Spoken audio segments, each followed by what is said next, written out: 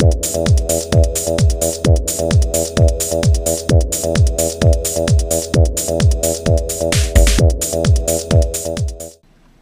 there folks, today I'd like to take a casual peek into the Marvel Universe Multiple Man action figure. This is figure number 28 from Series 2 of Marvel Universe action figures, and was first released around 2010.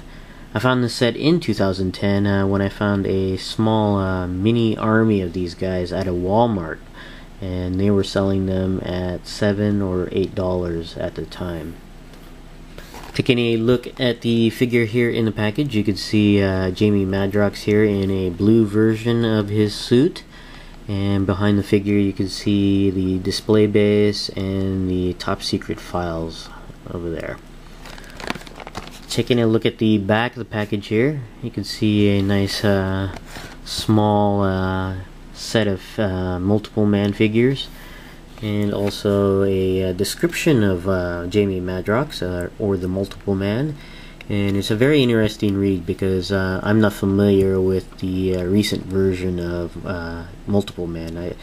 My experience with the character goes back to the 80s, and to read that he's in line with Magneto is kind of interesting. I guess much like the X3 movie.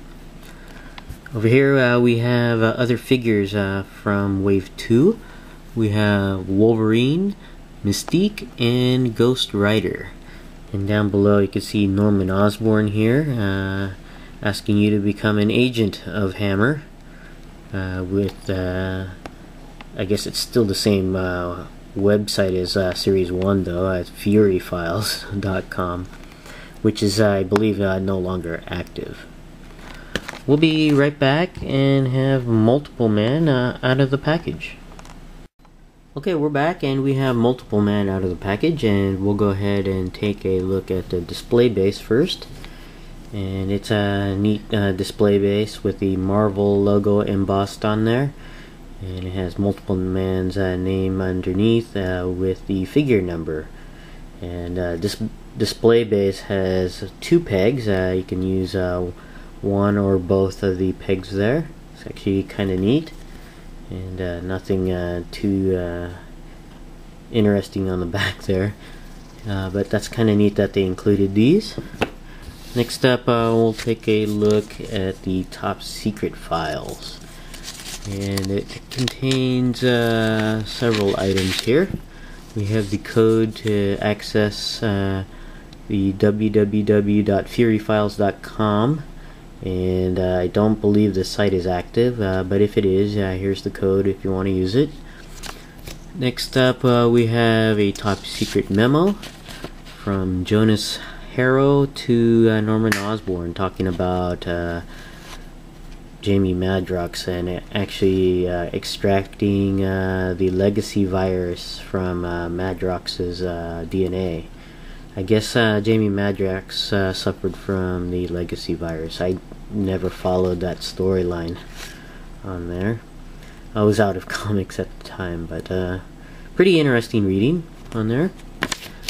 Next up, we have here the Superhuman Registration Act card for the Multiple Man, with a nice picture, fingerprint, his name, code name, and vital statistics there, and powers, and he's got the mutant classification there on the bottom right hand corner. On the other side you have a nice picture of Multiple Man, or his dupes on there. Next up, we'll go ahead and take a look at the figure, and it's a nice figure, and I'm not familiar with this version of the suit. This is probably a more recent version. It looks similar to the suit that I'm used to seeing him in, and that was the green version of this suit with yellow instead of gold. And I thought I remember seeing more of the circles on the legs and arms. This one doesn't have as many on there.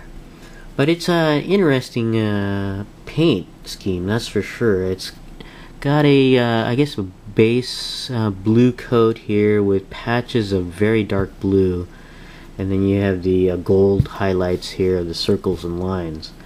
on there. It's actually kind of neat. I like how they applied the darker areas of the blue throughout the bodysuit there. Patchwork like, but not really spotty. It just seems to blend in and out, and it's actually kind of neat on there.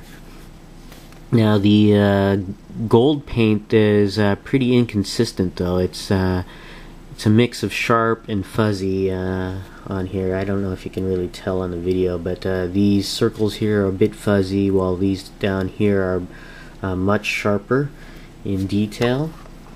Let me see if I can get into focus there. I don't know if you can see it better. And the line work is also inconsistent as well on here. You got some paint slop right there, but overall a nice design. I like the head sculpt here, where the head is covered partway with this costume here. And I don't know if this suit functions the same way as his original suit, where his original suit prevented kinetic energy from splitting into his duplicate. I guess it would be the same function on this suit here, or maybe it has added functionality. I'm not sure, but still a nice design on here. And I'm not sure which body mold this figure uses. It looks to me like very similar to the Silver Surfer body mold on there, or the thinner body mold. And it seems to share some of the, I guess, misses with that figure. You can see when you move the torso up and down, you got the bit of a gap showing either on the back, or if you put the torso back, you can see the gap in the front on there. Otherwise, it's an alright figure. It's a pretty nice figure, actually. And it's nice to get multiples of these. To go over the articulation of this figure, the head does go all the way around, and barely goes up and down, which is unfortunate. I wish it was on a hinge joint. That would have been nice. The arms do go all the way around. They do go out. It's pretty stiff, about that high and in. The biceps go all the way around. Single joint at the elbow, but has a nice range on there. The hands go all the way around on a swivel cut. The torso goes down quite a ways, and back quite a ways, and all the way around. There is no waist articulation, and the legs are joined at a ball joint at the hip. Allows the leg to go up, down, barely to the back, and about out to the side that much. No thigh articulation, but it does have double joints at the knees. And the feet have a hinge joint at the ankle, but the way this foot is structured, it's very difficult to get the foot up and down, but it does go all the way around. Overall, it's a decent figure. It's typical of the thinner body mold figures from the first series of Marvel Universe figures, and it's a nice design. I really do like the paintwork on this figure, though. But this is my casual peek into the Marvel Universe Multiple Man action figure. Thanks for watching, and I'll see you guys next time.